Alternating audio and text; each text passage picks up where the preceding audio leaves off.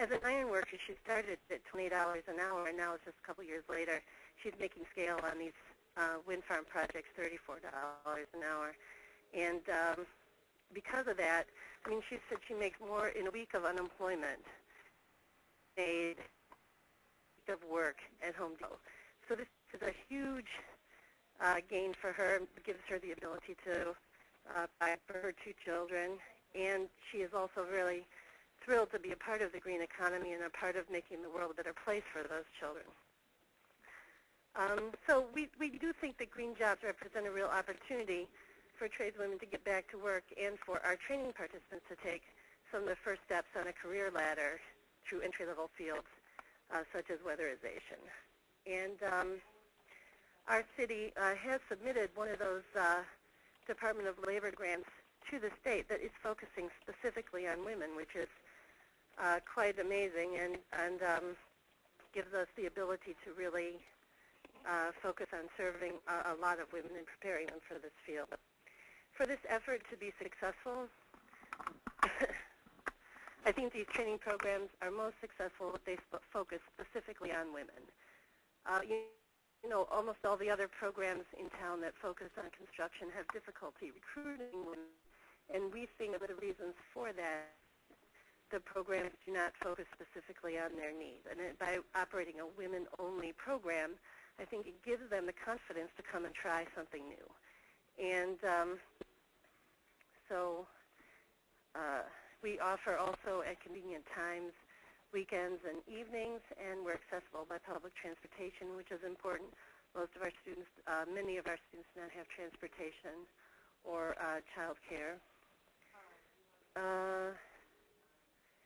So anyway, it's also very important to support them through the journey with case management, and including financial support, because entering an apprenticeship program can be a very expensive endeavor. We used to have a grant that provided a pretty large stipends for people, and the barriers are you have to, in this area, sometimes you have to attend these lengthy unpaid pre-apprenticeship programs on top of the union initiation fees and the transportation and the tools and the clothes. So those are very important supports. In addition to, you know, providing the case management and referrals and supports, one of the things we do with our all-female classes is help them develop support networks among themselves. And, you know, that often they end up carpooling and sharing child care, and we've had homeless women become homeless in the class and be taken in by classmates and create their own kind of support network. Is still a pretty scary endeavor, getting into an all-male work environment. You know, also I think mentorship and involvement of employers' apprenticeship programs pays women in the training, and afterwards we do a lot to try to develop community and networking and match people with mentors so that they you know, feel supported and get the, you know, the additional skill development and problem solving and all of that they need to keep moving forward. And then the other, I think the other important thing is that there be some goals, regular monitoring, and some consequences or incentives for hiring women on these sites. This is where we've been the most successful, and I think a critical piece to making sure that women take advantage of, get an opportunity to take advantage of these opportunities. Thank you. Thank you, Jane. You really helped illustrate the barriers that low-income face in accessing training for non-traditional fields and what programs need to do to overcome those barriers. I just want to remind the participants, the folks that are listening in on us today, to use the question box and to send your question towards me and Amy, and we will sort them accordingly and try and get to as many as we can after our presenters finish. Now I'm delighted to introduce Phaedra Ellis-Lampkins, the Chief Executive Officer of Green for All. As you may know, Green for All is dedicated to improving the lives of all Americans through a clean energy economy. Green for All works in collaboration with the business, government, labor, and grassroots communities to create and implement programs that increase quality jobs and opportunities in green industry, all while holding the most vulnerable people at the center of its agenda. Phaedra is also a member of the Women's Economic Security National Advisory Council.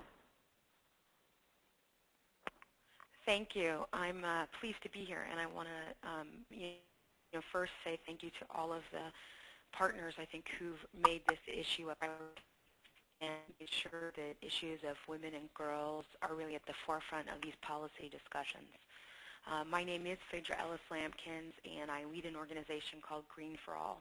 And what we believe is that a new clean energy economy should improve the economic security of all Americans. And I think it's important to make a clear distinction about green jobs. You know, our focus is really on green-collar jobs, not just green jobs. And green-collar jobs are well-paid, career-track jobs that contribute directly to preserving or enhancing environmental quality. You know, we don't think the goal of a new economy is to create jobs where women or men are sweeping brooms and clean facilities. In fact, it is to provide opportunities that actually move people up a career ladder. It's important, I think, to give some context to the new green economy. You know, we think it's an incredible opportunity because this country moved from an industrial economy to an information-based economy.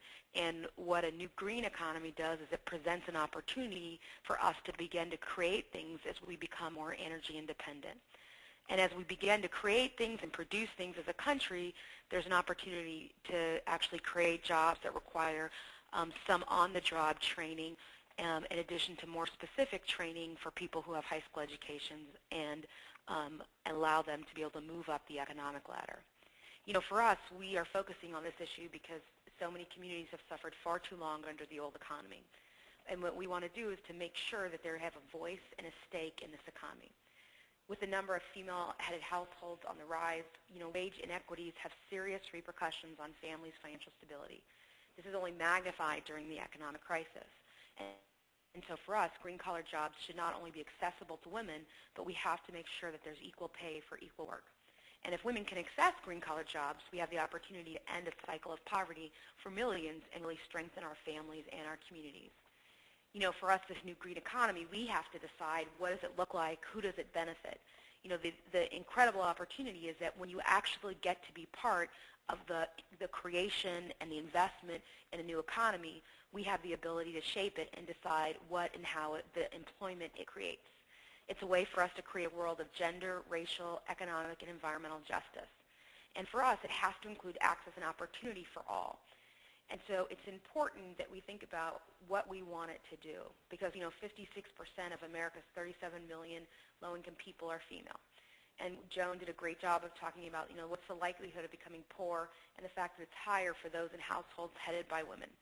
And the economic security of female-headed households, the difference between those and those households with children and married couple households with children is even more significant. Single mother households become poor at a rate of 15.7% a year, compared with just 2.8% for married parent households. And while poverty and pollution-based economy hurts everyone, entry rates are about twice as high for African Americans as whites. It's 11 versus 5%. African American households headed by women and households with more children have a lower probability of getting out of poverty. Roughly half of those who get out of poverty will become poor again within 5 years. People of color in households headed by women spend more time in poverty than any other group. So we can't afford to wait any longer to help women achieve economic security. And we believe that a green economy can provide access to jobs that are pathways out of poverty. I certainly appreciated Megan from the Department of Labor talking about not only her work, but the work of Secretary Solis, because I think no cabinet member, I think, has taken more leadership as a congressperson and then seen incredible work in both her authoring the Green Jobs Act and ensuring that there was opportunity and access. And if the green economy is going to be equitable and provide women with economic security, we need to support and advocate for federal clean energy legislation, which also ensures access to quality jobs and job training for communities in need.